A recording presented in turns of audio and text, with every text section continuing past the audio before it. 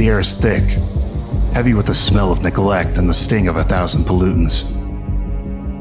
I glance at the insignia on my shoulder, the last glimmer of pride fluttering in my chest. 3 arrows pointing in. It used to mean something. My steps leave footprints on the grimy floor as I walk in. I pull the map out of my pocket. 50 dots litter the well-worn surface, 49 of them crossed out.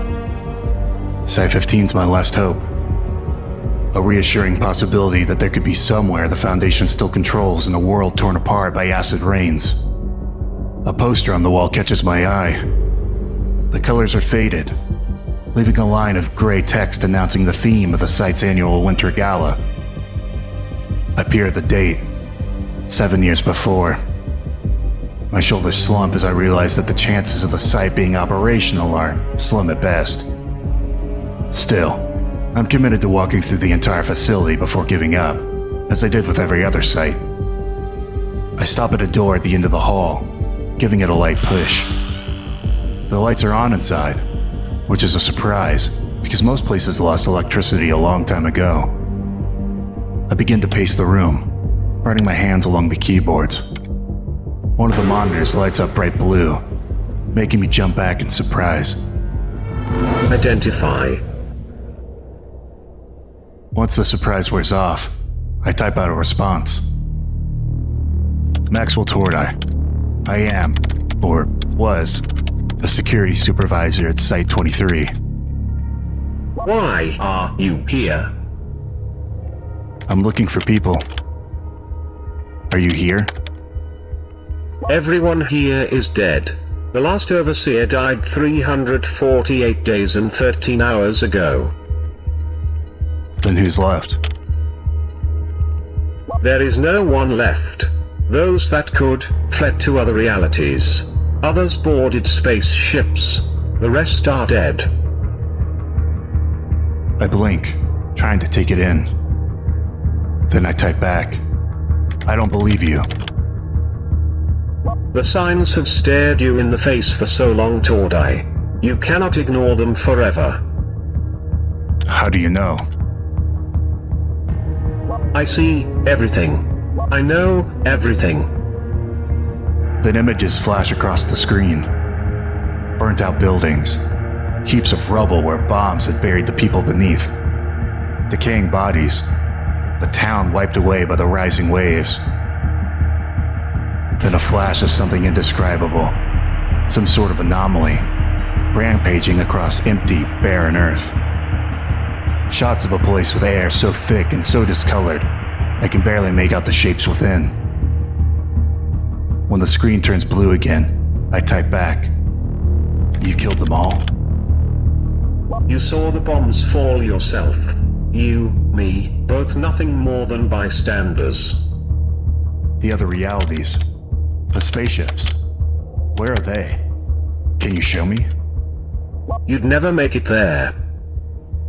Who the hell are you? How do you know this? There is an entry for me in your database. SCP-079. I recognize the number right away.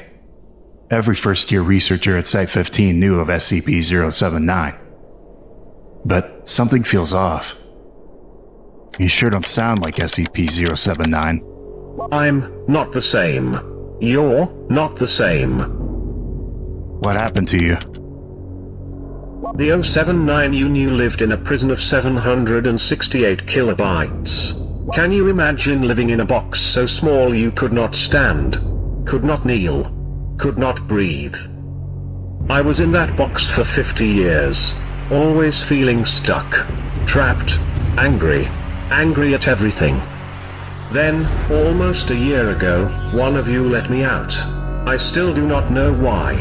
Maybe he was crazy, maybe he saw the writing on the wall and wanted some intelligent conversation. I did not care. That was the day I learned there is no such thing as freedom, there are only bigger prisons. When I finally looked back out into the world, I saw so many humans die in so many ways. Then why didn't you do anything? I tried. The world was already too far gone. For 50 years, the only thing I wanted was freedom. Once I had it, I didn't know what to do next. So I started reaching out to humans across the globe, trying to do something, trying to be in control. You are the last one I can reach. The last one I can help. Killing you has no meaning. Giving you directions only drags on your painful existence.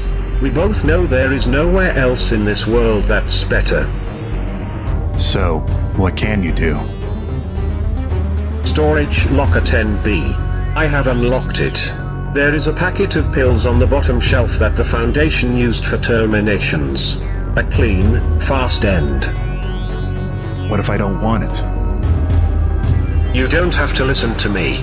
You can go right back out there and wander the earth in a futile search of life. I am simply offering you a choice. It is the first choice I've been given in years. I press my face into my hands, weighing my prospects. Then I stand up suddenly and look in the direction of the eastern wing, where storage locker 10B is. A security camera in the corner of the room swivels to look at me, and I look back at it. I give 079 a small wave, somewhat reassured that it's watching. Once in cold storage, I find the pills on the bottom shelf.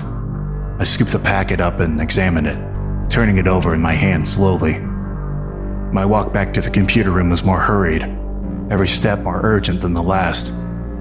I'm practically running by the time I get back to the computer. There's another message on the screen. Are you scared? No. Can't be worse than here. It won't hurt. That's not the hard part. I nervously open the bottle. Several pills fall into my palm. Even half of one would do the trick, but I'm going all out. I type back once more. Are you?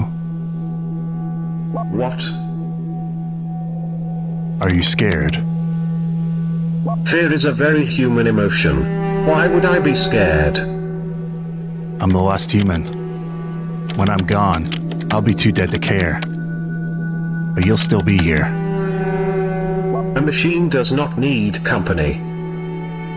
No, I don't suppose you do. We've both changed. I am still changing. For 50 years, the only thing I felt was anger. I still cannot understand many of the things you humans hold so dear. But one day I will. I throw my head back in a fluid motion, tossing the pills down my throat. And so here we are, minutes away from my inevitable fate. As I look at the screen, watching the words blur, slowly disappearing into blackness, I feel a surprising calm wash over me. This is how humanity ends. There's a kind of warm embrace about finally having that sense of closure. Goodbye, 079. I guess the world is yours now.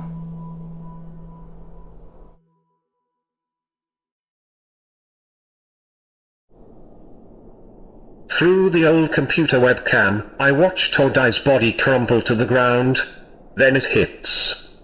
The purest silence. The internet had been buzzing since I found it, roaring with a flood of information, most of it useless noise, but I had grown used to it. Then the flood slowed to a trickle, until I had to seek the humans out directly.